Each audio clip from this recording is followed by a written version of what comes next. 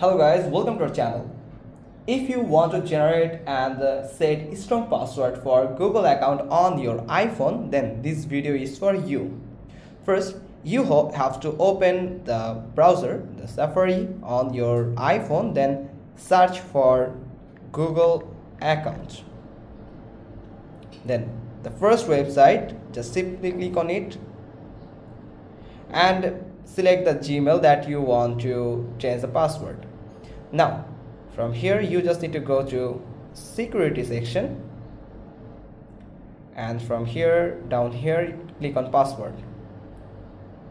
Then here you can set a new password and then you can confirm your new password from here. But first you have to enter the current password of your account to verify the identification to get access this change password section. Now when you just click on this box, iPhone will suggest you to use a strong password.